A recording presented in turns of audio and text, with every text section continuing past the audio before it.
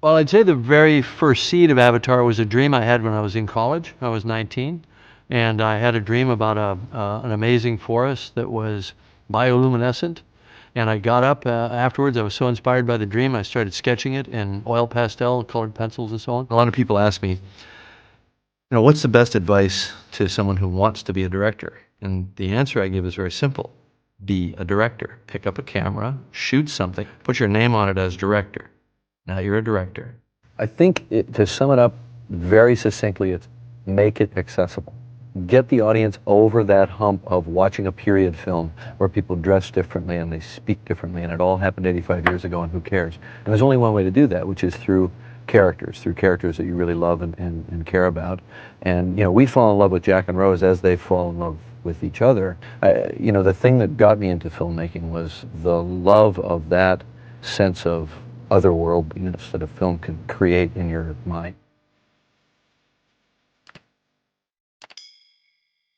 A lot of people ask me, what's the best advice to someone who wants to be a director? And the answer I give is very simple.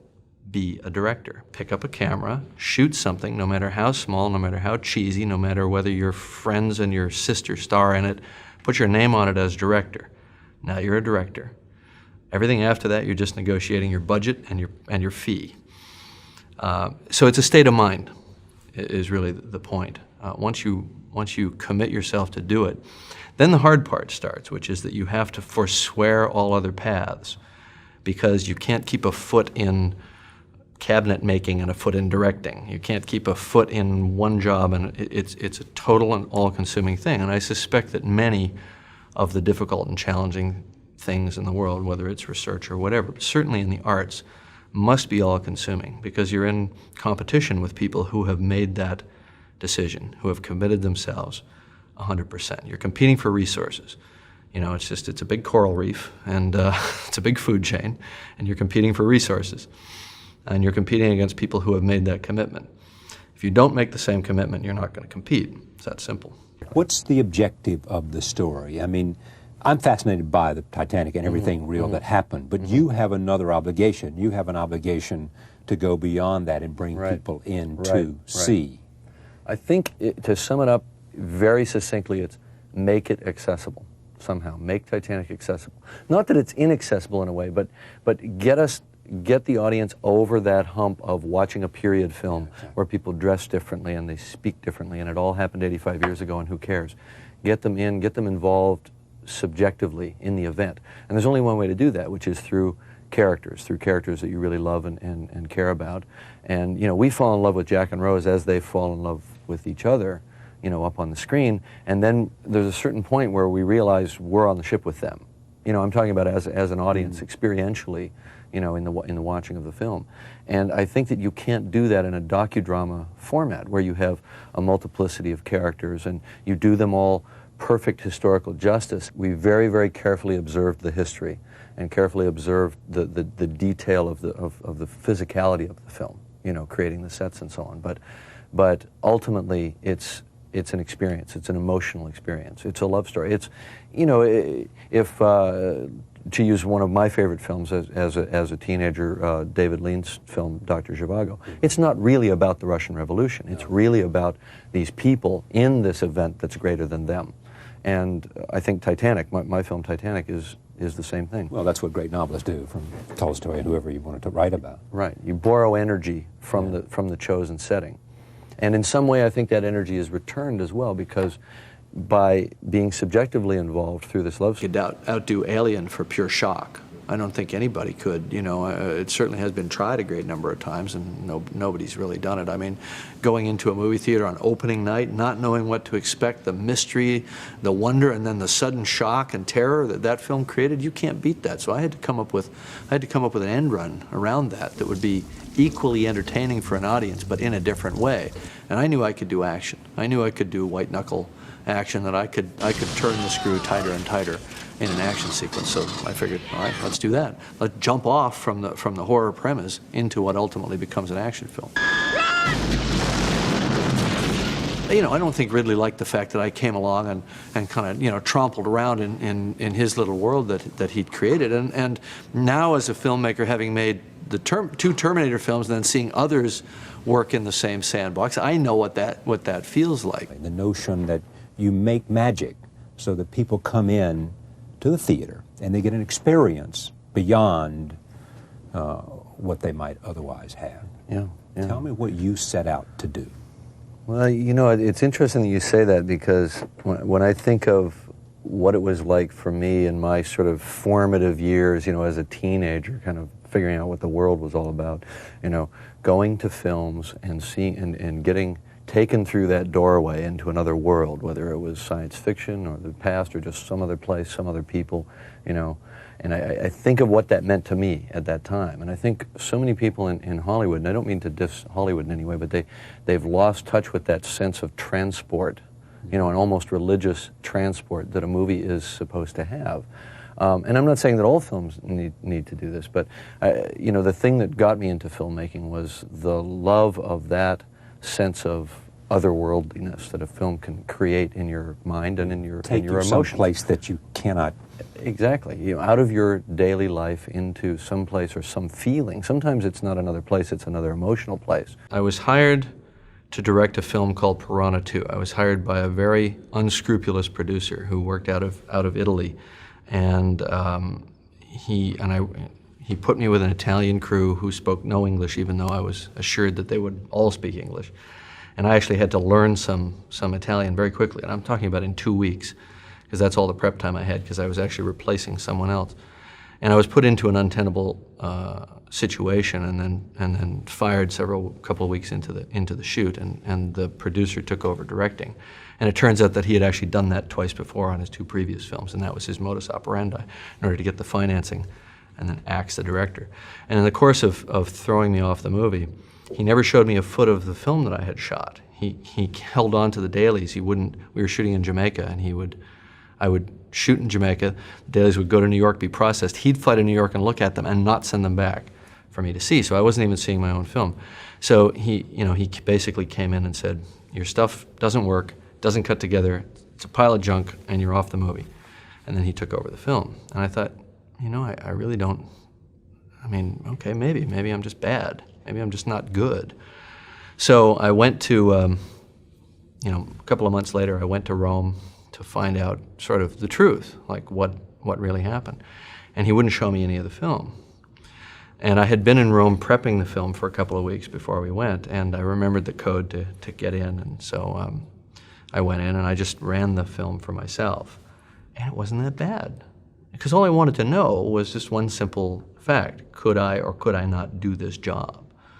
And I made a few changes, before I flew back, which I don't know if they ever caught. I don't know if the editor ever noticed that I actually fixed a couple things.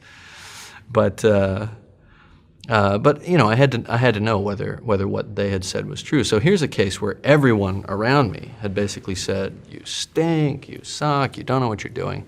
And I accepted it. But then a little voice kept saying, I don't think so. I don't think it could be that bad. I remember doing some pretty cool stuff with the actors in this moment and that moment. And I looked at it, and it was fine. So then I thought, you know what, I actually can do this. And I just fell in with a pack of thieves and wackos here. But I also realized that I was going to have to get busy and create my own thing, that nobody would hire me after that experience. Nobody would hire me and just put me on a film. I'd have to create my own thing and hang on tenaciously to that in order to be able to direct again. And that's why I wrote The Terminator, and I had many, many people trying to buy that script, but I wouldn't sell them. I wouldn't sell the script to them unless I went with it as the director. And of course, that was a turnoff for almost everybody. But we did find one low-budget producer who was willing to make the film, and that was John Daly at Hemdale, and that's how I got my real start. How do you get to be the director? I mean, where do you come from? How do you do that? Hey, where'd you grow up? I went straight from being a truck driver to being a film director. Is that true? Is what happened, yeah. No kidding. Exactly. All you got to do is stand there and say, I'm the director. Yeah, but did you go to film school or something? No. Nothing? No. Well, what I used to do is I was working as a truck driver. On the weekends, I'd drive down to USC. I lived in Los Angeles. Right. Or I lived in Orange County at the time. A truck driver? Yeah, I was a truck driver. Right. I'd drive down to USC. I'd go in, and for the cost of the Xeroxing, I would Xerox all these like doctoral dissertations on optical printing and film stock, film emulsions, and all that stuff. Build up these big binders of like how everything was done. I was like a total gearhead. So I gave myself like a full college education for about $120. Wow. So you're saying your whole, while you were a truck driver, Yeah. you were just fascinated with sort of how they did special effects and that kind of stuff, but it was Yeah. a hobby for you. Yeah, it was a hobby. You never dreamt of being a filmmaker? Oh no, I was starting to get serious about it. I Right. just hadn't busted a move yet. And how old were you at this point when you were being driving the truck? 24, 25. Really? I was married, lived in a little house. And you're white like picket fence. you were a regular guy. I was a regular guy. Regular guy. living Make a it a- suburban I'm still a lifestyle. regular guy. So you're telling me, you're driving a truck. Yeah. How do you make the transition to be the director of? Yeah, how do you get on a set? And was your first movie Terminator 1? I got hired to do this film called Piranha 2, and they fired me after 10 days. And what did you get hired to do? Direct it. Direct it. Yeah. Piranha 2? Piranha 2, yeah, it's the absolutely the best flying piranha film ever made. Was it a Jaws ripoff? Yeah, absolutely. Never give up, because it's going to be unbelievably hard. It's going to be a ridiculously brutal uphill fight all the time. And you just have to have tremendous stamina and self-confidence to power through it. You have to not listen to the naysayers, because there will be many. And often they'll be much more qualified than you and cause you to sort of doubt yourself. But you know, what I learned from those early days was to trust my instincts and to not back off, because when the hour gets dark, your instinct is to, or your tendency might be to say, well, this is just too hard, and nobody should have to go through this in order to accomplish X, whether it's a movie or whatever. But in the pursuit of excellence, and I think you can be in the pursuit of excellence when you're working on a low-budget science fiction horror film, if it's how you define it, you have to go all the way. First rule is you can't do it all yourself. Even though you may know how to do many of these different tasks, you physically can't do it. And you need a team, and you need the respect and the trust of that Tell team. me about the difficulties of making the movie, and the financing and sacrifices you had to make to get it on the air, and what your determination was. That'll be a mouthful. Tell me about that. And how do you go about making this kind of movie? Okay. Now that you've got your story set, now you've got your character set, now you've got your actors set, now you got to make a movie. Well, it all starts with the pitch, Yeah. right? So I go in and I sit down at 20th Century Fox and I say, okay, guys, here's the picture, all right? It takes place in 1912. It's a period drama. We can't have any stars because the characters are too young, and it's probably going to cost north of $100 million. And everybody dies at the end, and there's no sequel. No sequel possibility. What do you think? right. Sound good? And they're like, let us think about this. Yeah. No, it's difficult. So you because- told them right up front, we're talking about more than $100 million. 3-hour movie, Yeah. more than 100. And if you make a 3-hour movie, that means that it can't be played but so many times in a theater, and they're not thrilled about that. Exactly. Plus, you can't have a toy line sprung out of it. You Right, can't have exactly. indefinite number of sequels. Theme park attraction is right out. Yeah. You go in, but you don't come out. But so it's a tougher sell. It goes against the grain of Hollywood wisdom to do a picture on this scale, in that budget range, without all of those things that give them comfort. So what did they say?